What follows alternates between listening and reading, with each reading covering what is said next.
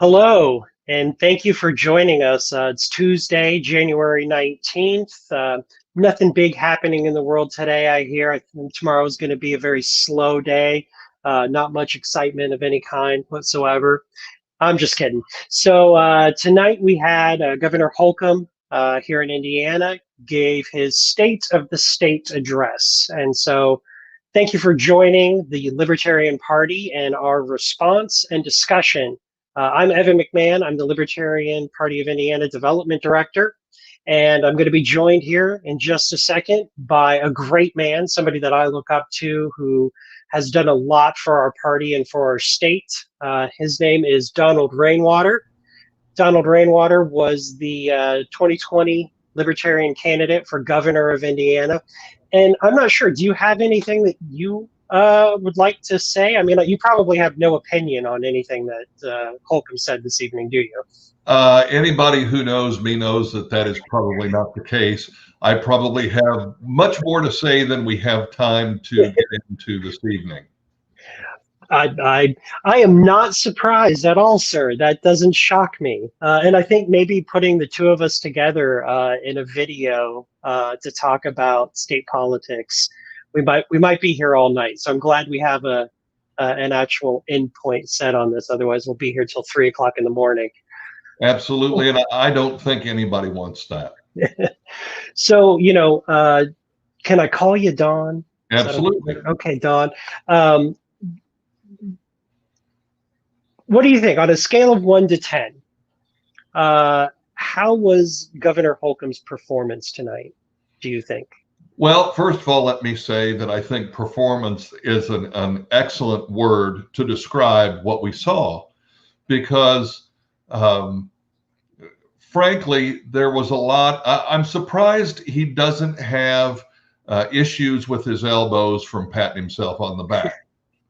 To be very frank, there was an awful lot of discussion about how great things are in the state of Indiana in spite of the pandemic, and how fabulous things are because of all the wonderful things that he's done, and all of the wonderful things that he is going to do.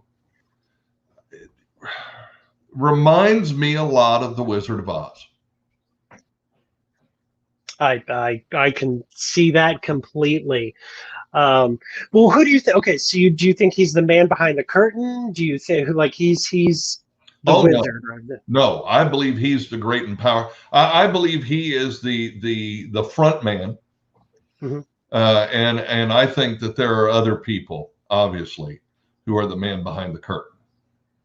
I'd say it's probably a lot of the other people that we might be talking about here in a little bit tonight. So, the things that I think that Holcomb talked about the most was his, how awful COVID has been to the state, how amazing he's been at protecting the state from COVID, how the state is actually doing great because of him financially. And we have all this extra money now that we can put in other places. And how we're going to create new programs to disperse that new money, that surplus money that we have. And that was basically just about all I heard from him today. Because everything seemed to be like it was tied into that. And I mean, we all know COVID, of course, is very important. It has impacted our state and our society in many different ways. But I feel like there's more to the future of the state of Indiana than COVID. Would you agree? Well, I think that to a great extent, he very well summed up his approach in the first few minutes of his speech when he referenced the idea that we've all learned that safety has to come first. Now, in my opinion, there are people in our founding of our country who are much smarter than me. Let's name one, Benjamin Franklin, who said, "They who can give up essential liberty to obtain a little temporary safety deserve neither liberty nor safety." And absolutely.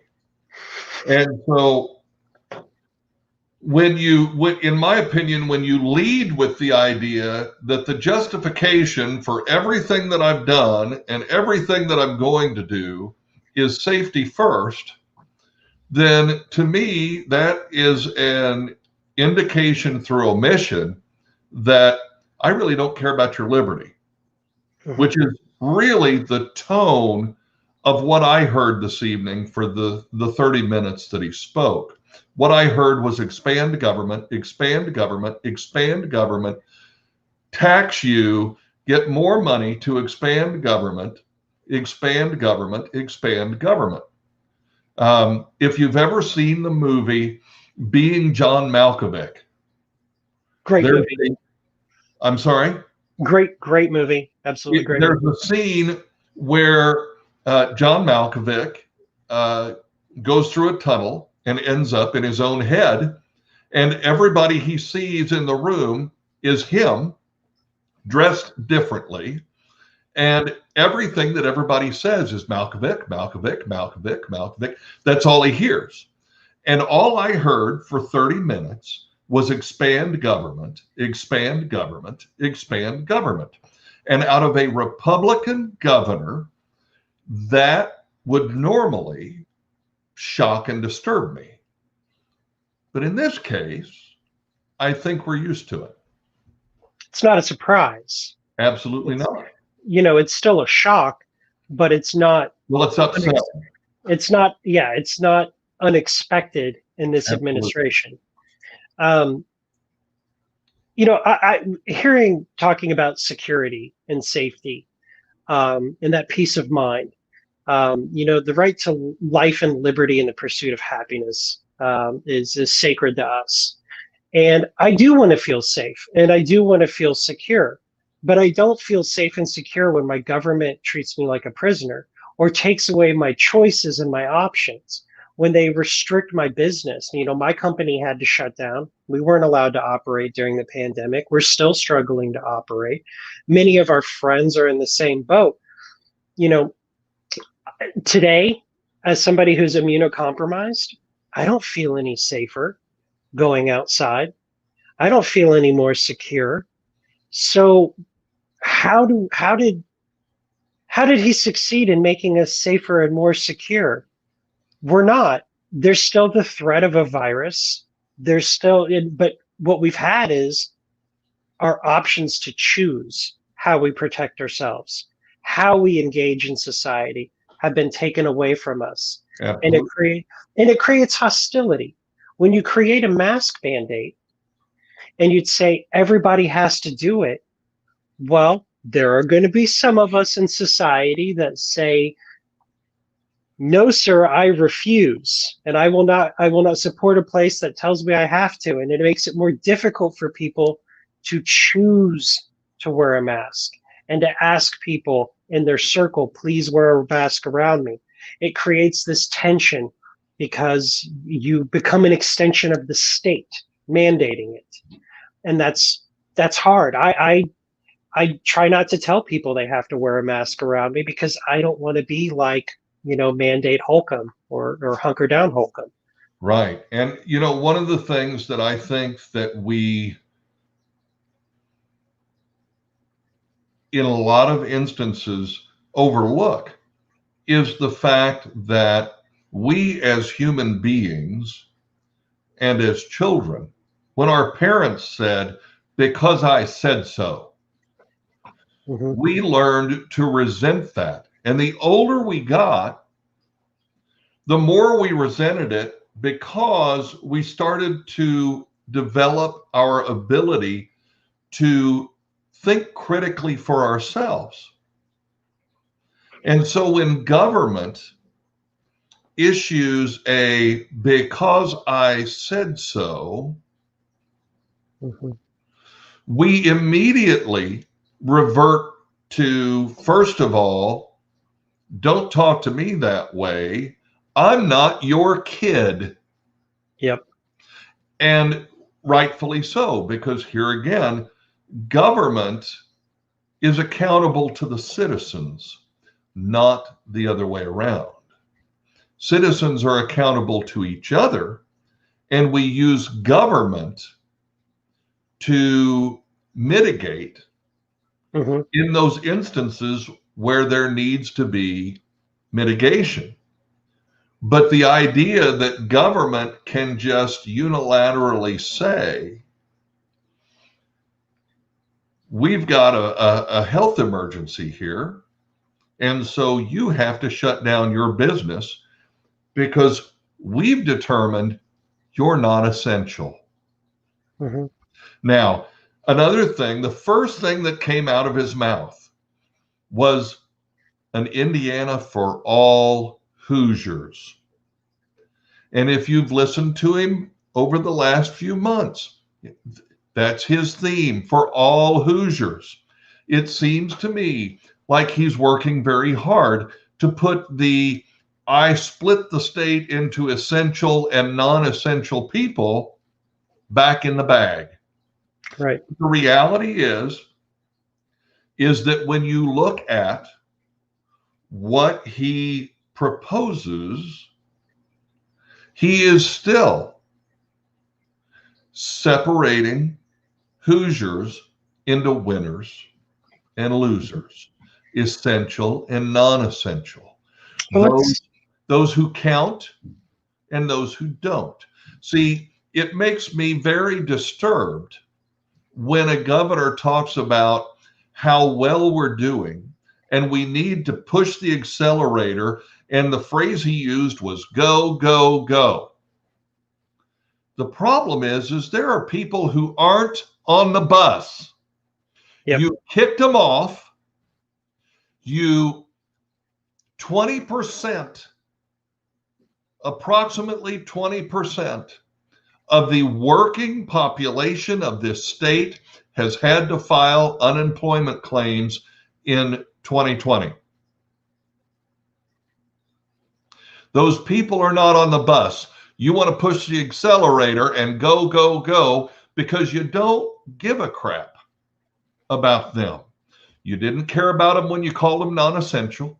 You didn't care about them when you shut down their businesses, when you told them that they could file for unemployment, but you didn't have an unemployment insurance system that could handle the volume of the number of people that you displaced from their place of employment.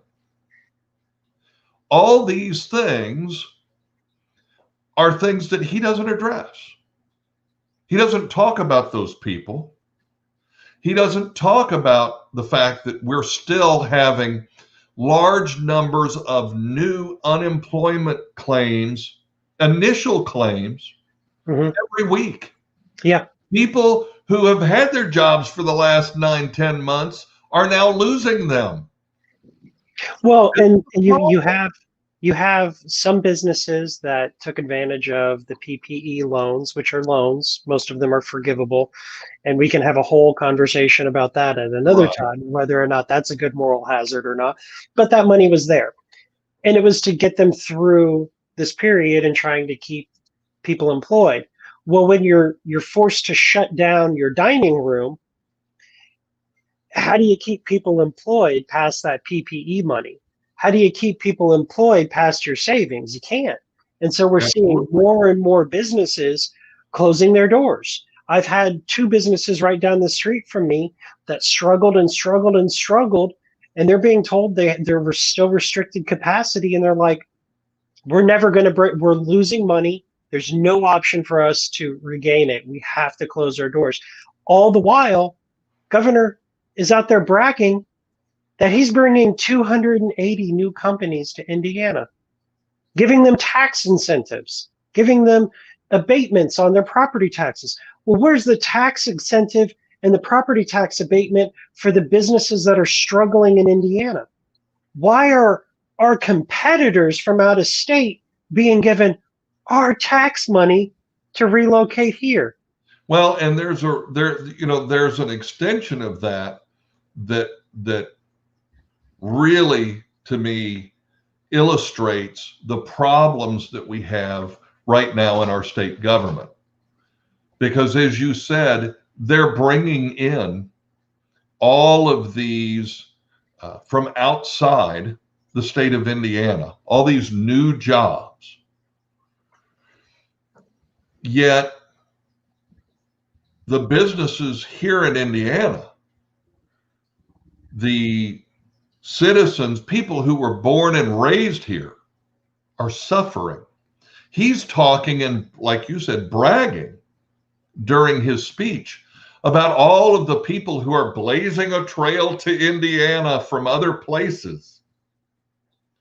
And that's great. Don't get me wrong. But if I'm unemployed, unable to pay my rent or my mortgage, my landlord is literally waiting for the moratorium on foreclosure to be lifted so he can kick me out on my ass. Mm-hmm. Why should I be happy that you are attracting hundreds of thousands of people from other states to come here and work in high-paying jobs that I can't get because we've concentrated on Common Core education for so long that people get educations that can't get them work? And so to me, it's here again, what we have to do as Hoosiers is we have to stop and we have to say, we have a governor today who cares more about bringing people into the state of Indiana, bringing businesses into the state of Indiana, and what that does for him and his corporate partners. And he doesn't care at all about people who were born and raised here. He doesn't care about the small business. You're right, Tyler. Every business is essential. Every business provides the necessities of life to the owner, his family, and all of his employees. And you know what? I don't care whether it's a restaurant, a bar, a manufacturing facility, a family farm, a vape shop. It doesn't matter what it is. Every one of those businesses provide the necessities of life for the people who depend on it for their living. And this governor doesn't acknowledge that. Mm-hmm. And that's what bothers me. He talks at length about how resilient and growing we are. How about talking about all of the people who are still hurting and trying to figure out how they're going to pay their bills and how they're going to get their kids educated? Because I'm here to tell you right now, this hybrid model is not a sustainable way to educate children. Children need stability, whether that stability is homeschooling, charter schooling, public schooling, private school, it doesn't matter, but stability matters. And this well, we're going to bring kids back to the classroom. Oh, nope, we've got too many positive cases. We're going to send everybody home. Oh, we're going to do a hybrid model. And why? Because we were unprepared. So I helped my sister take care of my nephew. I was kind of overseeing his education at the beginning of all of this. And both me and my sister are immunocompromised, so we take a lot of precautions and what have you. And we make choices for ourselves on how we're going to do that. And when school started back up, we decided we wanted to keep my nephew home for our safety. And just recently, which I was glad that we had that option, that we could do that, because we were going to do it one way or the other. But looking at my nephew and seeing how he was struggling, because this system was not built for that. Right. And not just how he was starting to lag behind in his reasoning and his reading ability and his math comprehension. It was the emotional aspects that we saw him slipping. It was the socialization. It was being able to actually see his friends not on a computer screen. So we decided, you know what? We've just got to let him do it. Let's let him go back to school. There's only like 6 kids in his class now. Mm-hmm. And the desks are so far apart, and all the kids are really good about wearing their masks. But they're talking about going back to a hybrid. And I'm like, pick one. Pick one. Kids that young cannot handle the flip-flopping. They need, like you said, stability. Yeah. They need the stability. They need the structure and the schedule. Absolutely. And they need to be around each other. And now I'll say I firmly believe that not every child needs the same level of structure. Yep. And I'm on the record as saying every child is unique and every child needs their own tailored educational opportunities. Mm-hmm. But that's the problem. This isn't a situation where parents are making decisions for their children based on the available options that what is best for my child. It's government saying, this is what we're going to do. Oh, we're changing our mind. And this has been the pattern in Indiana throughout the entire public health emergency. Mm-hmm. 3 days before the governor unveiled his original mask mandate, that here again, he wanted to issue a criminal penalty in conjunction with it. 3 days before that, he was asked, and he said, I have no intention of mandating masks. Now, 3 days later, he's got a fully developed plan for fining you and making sure that he could enforce. Miraculous that it only took him 3 days to go from I have no intention of doing this but this is a pattern of conduct with this particular governor. And this is problematic throughout all of the things you heard him talk about this evening. Because these plans, whether they're things that he's been doing for several years, such as the Next Level Jobs program, which I mentioned during the debates, and I will mention again, the idea of government funding post-secondary education was something that I heard Bernie Sanders bring up. And so the idea that the Republican governor of the state of Indiana has developed a program whereby people can go to college for free and it's paid for by the government, which means since the government really doesn't have any money, it's our money, they took it from us. The government is deciding that people can get free college paid for by the citizens of Indiana. That seems to be a little bit democratic socialist, if you ask Bernie Sanders. So I have no problem with that.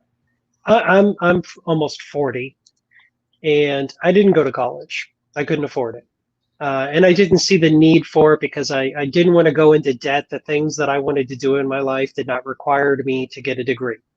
I also felt like I could do more by reading books and going out and experiencing the world, learning how to run a business. Who said, I never let my my schooling get in the way of my education. Yeah. However, now I'm being told as a business owner and a taxpayer that I'm already paying the guarantee for some of these defaulted student loans. Yep. But now I'm going to be paying for everybody's student loan. Yep. Well, why didn't I just go into debt so I could get a degree in, underwater basket weaving gender studies instructor? I mean, it's ridiculous. Well, and more importantly, see, if you're in the in crowd of corporate Indiana, you can get grants to educate your employees. But if you're not in that, if you're a small business owner, such as yourself, you may not qualify for any of those educational grants. So I do film work, and there are educational programs out there. I would love to be able to sponsor, to send somebody to a tech school to learn how to do lighting. And say, hey, listen, if you go and do this and you work for my company for 5 years, we'll pay for it. Right. I could do that. The difference is my competitors who are bigger and more connected, they get a grant to cover that up front. That's right. I have to pay for it out of my pocket. Right. Picking winners and losers. And here again, one of the things that I have repeatedly heard is Governor Holcomb, and he did it again tonight, made the statement that, Indiana is considered extremely business friendly. And I always want to say that he's misstating the fact. Indiana is corporate friendly. Right. Indiana is not business friendly, because if we were, we wouldn't have shut down all of these small businesses and left large corporations open. I still cannot understand how anybody could swallow the idea that a Walmart can operate almost as normal, but a Joann Fabric has to shut down and can only allow people to pull up to the curb, place an order at the curb, and then have somebody go in and get their stuff and bring it out to them. Well, don't you know, Don, the virus can tell what businesses you're at. Evidently. It's only dangerous at local stores, corporate stores. And in Fishers, Indiana, it's only dangerous after 10 o'clock at night. Yeah. There were bars that bother me. There were bars and restaurants and venues that, they missed out mostly on St. Patrick's Day. They missed out on all of the holiday celebrations. They're big money makers that keep them in business the whole year. They missed those in 2020. Right. They were looking forward to New Year's Eve. Yeah. That's their big money maker. And Absolutely. You have local governments with the backing of the governor giving them an extension of his emergency authorization, allowing counties to do things they wouldn't be able to normally do. So it's like, I've given myself this power, and I'm granting you my magical powers to go and do this on my behalf. It makes no sense. But they were allowed, or they asserted that they were allowed, to tell businesses, hey, we know it's New Year's, but you have to close at 8 p.m. Mm-hmm. We're sorry that you've been holding out and hoping that this will keep your business afloat. You have to close at 8 p.m. or we're permanently revoking your license. Yep. How is that in this day and age? And I think, didn't you actually, that was an issue there in your county, and you got some people together to talk about that, didn't you? We did. And this is one of those things where, and I'm sure that everybody watching this evening is familiar with House Concurrent Resolution number 4. If you're not, it basically was introduced by State Representatives Kurt Nisley and John Jacob to terminate the governor's emergency health declaration from March 6th in order to make sure that we reestablish the balance of power between the executive and legislative branches here in the state of Indiana. But that hasn't happened yet. And these counties, we have a business in Evansville has been shut down. Mm-hmm. If you've probably heard of Yergie's Barbecue in Wells County has been shut down. A business in Porter County, in Porter, Indiana, was shut down. And they all these health departments say, it's not us. We're doing it because the governor mandated masks. And you people aren't making people. And here is the height of how bad we have let it get in Indiana. Businesses are being shut down by county health departments because they're not making people wear a mask from the door to a table. Mm-hmm. They're not requiring people to wear a mask when they get up from the table to go to the bathroom. My question is this: if I'm a business owner and you don't wear your mask from the table to the bathroom, am I supposed to kick you out? Am I somehow an agent of the state, mm-hmm, required to enforce the state's mandate? It's not a law. Hasn't been passed by the General Assembly. These are problems we have. And when people go, yeah, but it's just a mask. No, it's not. That's not the point. Right. That's not the point. There are societies in history that we can go back and look where it started out as something very small, and it got bigger and bigger and bigger. And the next thing you know, you have massive authoritarian issues. And people looked around and went, how did this happen? Mm-hmm. So we have to be aware, and we have to be willing to stop and say, it stops here. But I'll also say and make it very clear that as libertarians, we do not believe in the initiation of force, especially for political or social means. Mm-hmm. Therefore, we believe that we must work within the system peaceably to fix what's broken. Mm-hmm. And the way we do that is we don't just wait until the next election cycle to pull our head out of the sand or wherever it might be located at that time and say, okay, now it's time for me to get involved and do something.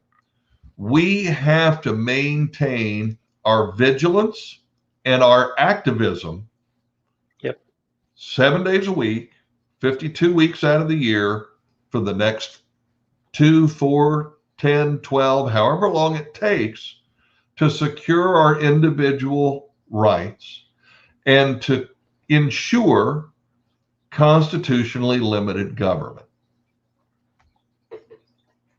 You know, I'm going to jump to a different topic real quick. Absolutely. So it struck me. So I wrote it. You can't see it. It's off camera, but I have a big whiteboard in my hallway. And in big letters, I wrote the phrase "new regional recovery programs." And I did not get a warm, comfy feeling from that phrase.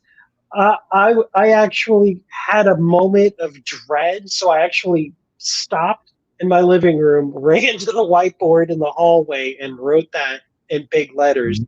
It filled me with such dread because at first it sounds like a great program. We're going to give resources and money and allocation and support and directors to local regions and counties so that they can help with the recovery in their local area. But what I hear is we're going to saddle your county with terms and conditions that nobody ever reads, those little strings, that little box that you check when you download the app. And we're going to be using your tax money to pick winners and losers. And hopefully, it's not your competition getting your tax money to support their business. And I guarantee you, it will be. It's always somebody else's competition getting that support. They're not going to give every home-based vendor making sourdough bread is going to get a grant. Only one is. And so you're, as they say in the business, SOL. It's not going to be your restaurant. It's going to be the council president's friends or brother-in-law's restaurant. They're going to pick and choose those winners, and it's going to be flowing down from the state like poisonous honey. And I guarantee that because you're watching this podcast right now, you're not going to be one of the winners. No, congratulations. Thanks for tuning in. You've just been put on a list. You're not getting it. Well, you're not getting it because you're watching because you know you're not getting it. Yeah. Because you know that you're one of the have-nots. You're not on the list of the special people. And you know, the first thing that I thought of when I heard him talk about his next level regional recovery program, of course, every time he uses the phrase next level, I want to tell people all he's saying is he's taking us to the next level of taxation, the next level of spending, and the next level of debt.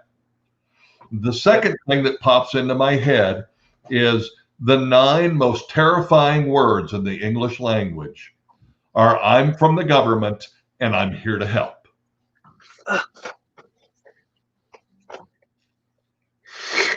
Absolutely. You may notice a theme here. Let's see if we can get some more pops in here. I'll see what I can do. But this is something, this is a government, and this is another theme that I hope that you folks will keep an eye out for. Mm-hmm. This governor and his regime, his administration, his entourage, they're all about government takeover. Absolutely. I want the list eliminated too, Brandon. I believe that these people want to take over every level of government in the state of Indiana. A couple of years ago, it was school boards in Gary and Muncie. Mm-hmm. Yeah. And they used the excuse that the school boards had failed. Well, who runs education in the state of Indiana? The state creates an environment where everybody thinks the state is in charge. So these local school boards don't feel like they have any authority, have any responsibility, have any accountability, and they just kind of go through the motions. And then when the stuff hits the fan, the government, the state comes in and says, we're taking over. Well, now they want to do it. If you're not familiar, I believe it's Senate Bill, I want to say 168. Let me double check that. I think I can double check that real quick here. Senate Bill 168, Indianapolis Metropolitan Police Department. They want to create a 5-member board. The governor appoints 4 members, and the 5th member is the mayor of the city of Indianapolis. And I'm going to say something that hopefully I don't offend anybody by saying this, but oh my God. Mm-hmm. Yep. Again, we have a governor that directs the General Assembly to take over the school boards of Muncie and Gary. Then he directs the Indiana General Assembly to convert the superintendent of public instruction from an elected position that you were voting on, Mm-hmm. and he stole your vote. He choked your voice and said, make it an appointed position so I can appoint the Secretary of Education. Then it's Senate Bill 168. Pass a law that says I get to pick 4 people who run the Indianapolis Metropolitan Police Department. And if you don't think they'll do it in every major city or town or county in this state, if they'll do it in Indianapolis, they'll do it wherever you cross them. You know, Is a huge problem. And the next step is this regional recovery program.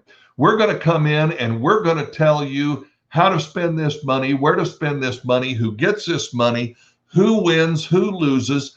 This is, and again, and I told Evan this earlier, all I heard, expand government, expand government, expand government. And if you really want to get down to it, it was one man saying, expand my power, give me more power, give me more money that I can spend to expand my power. Let me do more things to create an environment where you're dependent upon me and the programs that I've created for your very existence. Think about this. A man who has the power to declare an emergency, shut down businesses, close churches and other places of worship. That's a problem, because now it's give me more revenue so I can have more control over more things in my state. That's a big, big problem for the next 4 years, folks. You know, something that I don't think people generally understand is, you know, they're like, well, what's so bad about a regional recovery program where this money's coming in, these resources are coming in, this help is coming into the region. And the thing is the county or the region ends up becoming dependent on it. Now they've created this program and they've taken it away from the local community. They've taken it away from local businesses that are supporting each other and buying from each other. And now it's, you know, the classic example is in Haiti. In Haiti, when they had the earthquakes, what was the #1 crop produced in Haiti? Rice. Mm-hmm. What did we send there by boatloads? Rice. What is no longer grown in Haiti? Rice. You know, and so these programs end up driving out local market solutions to these problems. But now you've become addicted. They're only funded by state resources and state money because the county can't raise property taxes because the property taxes are constitutionally capped at 1%. We've had lawsuits over them playing games with the assessed value of the property to try to drive that up. Local option income taxes, there's a cap on how much they can raise there. Interestingly enough, there's a lot of wiggle room on bonds for school boards that the governor wants to use to fund his education plan. We'll talk about that later. So the county and the cities have no way of funding these programs once they're rolling. Once they're operational, and the businesses and the communities are dependent on these recovery programs, how do you keep them funded? From Governor Holcomb. Well, and here's another issue, and an analogy that I want to use that I think people sometimes overlook. Imagine if I said to you, I'm going to give you $1,000 to buy new clothes. You'd be like, well, that's awesome. I'm going to get $1,000 to buy new clothes. And then I said, oh, by the way, I'm not actually giving you the $1,000. I'm going to drive you to the store of my choice. And we're going to go in and I'm going to pick out clothes that I think you would look good in.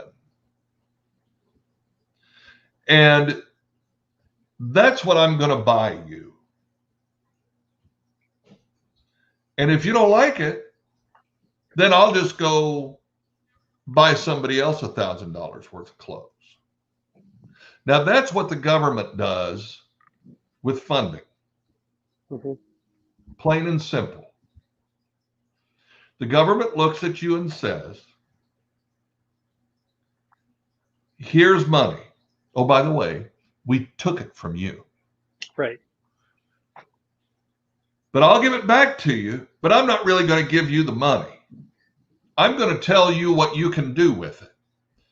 See, that's just like the Next Level Jobs program. We'll pay for your college, but you have to go to the school, one of the schools that we dictate, take one of the college programs we dictate, and then get a job with one of the employers that we dictate. Then we'll pay for your college. Otherwise, you're out of luck. You're on your own. Oh, and we'll take the money we took from you and give it to somebody else who'll do what we tell them. Now, when people say to me, and I've had people say this, well, you know, it's not like we live in China, or it's not like we live in Russia, or this isn't North Korea. Why are you going on and on about liberty and individual rights? And we're free. Folks, there's a fish tank right behind me. And those fish in that fish tank, I'll bet they think they're free. Mm-hmm. But they're not. If I stop feeding them, they die. They can't leave that aquarium or they die. I control their existence, whether they think so or not. And in the world we live in today, what I heard for 30 minutes from 7 to 7:30 was a man stand there and say, I control your existence, whether you like it or not. And I'm going to stand here and smile and tell you how great you've got it. And you better like it. Because if you don't, we'll shut down your business. We'll go back to bigger. You won't be able to celebrate Easter again. Yep. And if you don't think that that's what's going on, you need to take a breath and take a closer look. Yes, we have a public health emergency. We have a virus, but you know what? It's been 11 months. We know enough now to make the decisions for ourselves on how to best protect ourselves, our family, our businesses, our places of worship, our schools, and the government does not need to dictate it anymore. So why are they? You know, I was out doing our regular shopping, and we went to a store that we regularly would go to. And most of the time, just I think every time we went, there was pretty universal people wearing masks, standing far enough apart. Not because there was some security guard running around with a yardstick making sure everybody was 6 feet apart. Not because there was signs on the door or somebody blocking people from coming in because they didn't have a covering. People just in that neighborhood, they did it because they wanted to function around other people and they wanted to be respectful. However, something happened, something changed, and that's just not the case anymore. We went to that store just the other day, and I'd say 90% of the people there weren't wearing masks. The lines, like they had set up kind of like spacers to keep the lines, kind of people separated in the lines. All that was gone, and people were jam-packed. And I said, hey, you know what? Let's put the cart back. This isn't where we're going to be today. We made that decision. Absolutely. This wasn't a good place for us to be in with my health condition. Yep. Let's go somewhere else. I didn't need my governor coming in and threatening their livelihood. I didn't need the health department coming in and fining people. I didn't need any of that. The people who were there, they felt fine. They felt comfortable. They felt safe and secure. And they felt like engaging in commerce in that establishment. And good for they them. made their own choice. Yeah. I chose to put the cart back and to go somewhere else. That was my choice. Absolutely. I don't need my government making that choice for them or for me. That's right. That's my job, and that's your job as an individual, period. And that's what we've gotten away from, is personal choice and personal responsibility. I take responsibility for my choices. The people who were there are taking responsibility for their choices. Most of the business owners that I know all take responsibility for how they treat their employees and how they treat their customers. We don't need the governor or any government or any agency or any bureaucrat coming in and dictating our choices in our lives and ultimately taking responsibility away from us. Absolutely. Well, and here's the thing that I think that another thing I think we need to keep an eye out for. Today, they tell us that we need to wear a mask because the virus is more dangerous to people who are in poor health, and Hoosiers are evidently in terrible health. We're all just in terrible health. Now, I don't know whether you've noticed or not, but I'm a smidge overweight. No comment. and you have made the comment that you are immunocompromised, right? So if the government can make us wear a mask for a health emergency, when do you think they'll figure out? And when this happens, somebody will go, Rainwater said something. We need to do that. But when do you think? Let me hit record real quick. When do you think they'll start saying, you know what? For your own health, we're going to have to restrict what you can buy at the grocery store. We already do this with people who get SNAP. If you get supplemental nutritional, I can't remember what the A stands for, assistance program. Supplemental nutritional assistance program, I think is what it is. That. Yeah. Okay. We already tell them you can't buy this, you can't buy that. You can only buy these things with your government money for food. What about when they decide that the health department decides, well, shit, we got away with the mask thing. Let's go in and let's shut down the fast food restaurants. Well, that's not a crazy thing, because you have New York City under when Mayor Bloomberg, the billionaire who makes all kinds of, if you had told me 10 years before he became mayor that there was going to be a ban on sugary sodas or extra large sizes, anything over, I think it was 16 ounces is banned. If you had told me that, if you had told me that these smoking bans would delve into people's homes, that there are places where you are banned from smoking in your own residence. If you had told me that the mayor of New York could require you to be given a pamphlet by a pharmacist because you purchased powdered formula for your child, you would get a pamphlet on the benefits of breastfeeding. Mm-hmm. If you had told me that a Democrat would do that, tell a parent you have to breastfeed. We can't do informed consent for any other personal choice thing, but using formula, we got to make you sign a waiver and what have you. But they're here now because the government did get away with it. They did the little things. Let's ban the sugary drinks and the snack foods at schools. Well, then now let's ban them at the sizes at the restaurants. Well, now let's ban it in the entire county. Mm-hmm.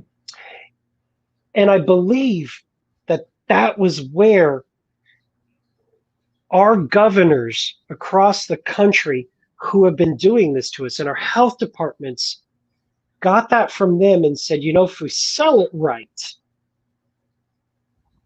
if we sell this as a benefit to the community as a whole, the majority of the public will go along with it. And we'll just have a small segment of people who won't want to do it because it's a mandate. Right. And we'll marginalize them. Mm-hmm. And how do we do that? By saying that this isn't for your good, it's for somebody else. You're harming someone else, right? Because that's what we hear all the time about the seatbelt law. Yeah. Car insurance, right? Mandatory car insurance.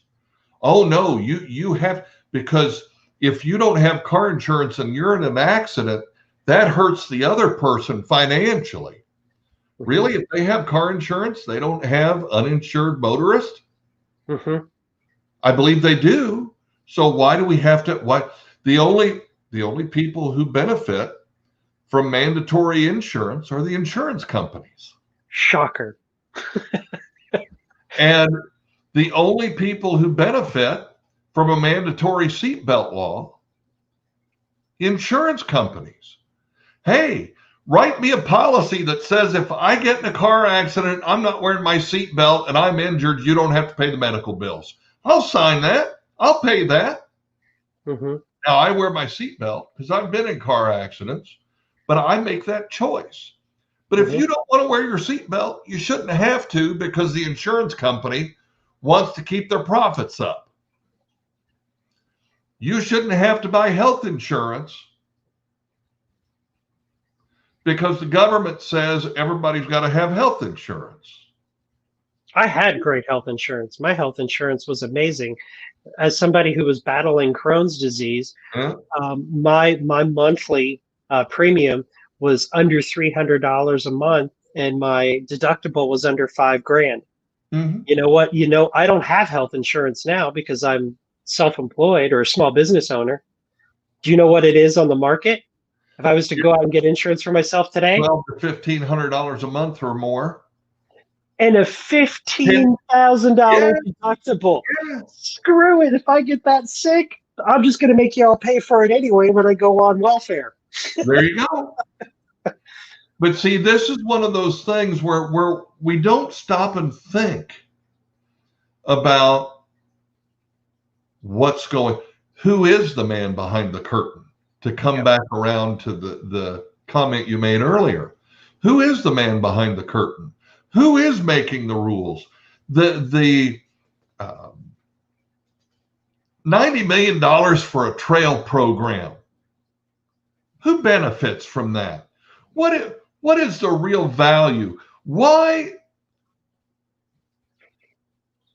is it really about people wanting trails in Indiana, or is it about somebody getting their business a contract that keeps their hey, I don't have to go to work for somebody else because I can get a contract with the state because I know somebody, and I can get a nice contract and just make trails all day.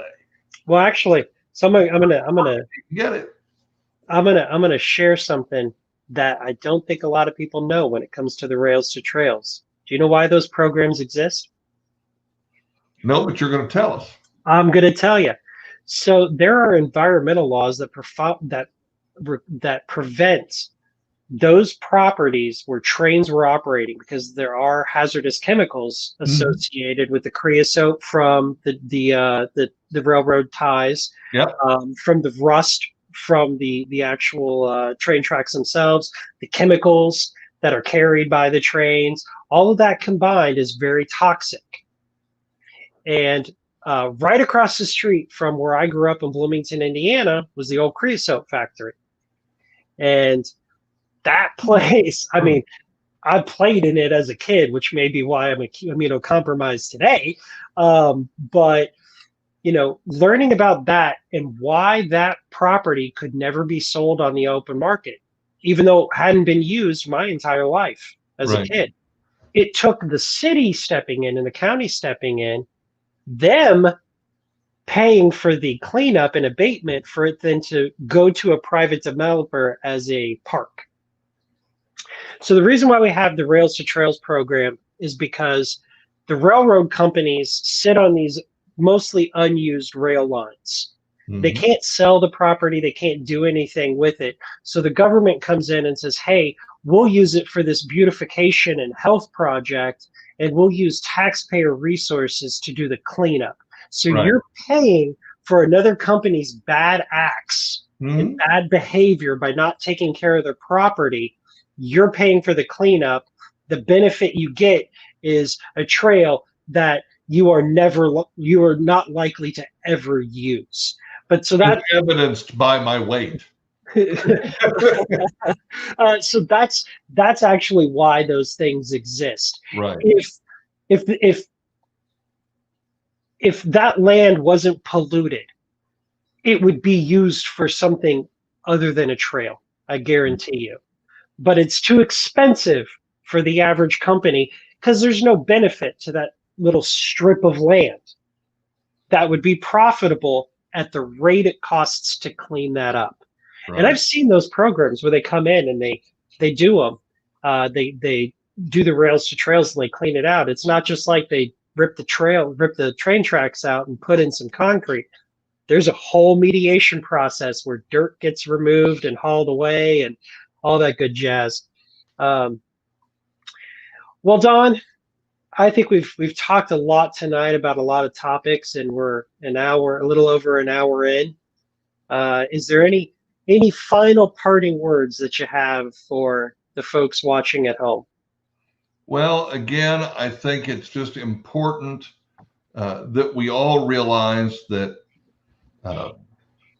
this isn't a once every 4 years thing. It's not even a once every year when the governor performs, as Evan put it. This is an everyday thing. It's so important for us as citizens of the state of Indiana to be aware of what's going on, to know what our legislators are proposing, what's going on down at the State House, what the governor's agenda is, who the governor is interacting with. One of the things he brought up, the Indiana Economic Development Commission again. And this is something I want to point out real quickly, and then we can close, because this, to me, the more I think about it, the more troubled I am by it. We elect a governor to be the chief executive of the state of Indiana.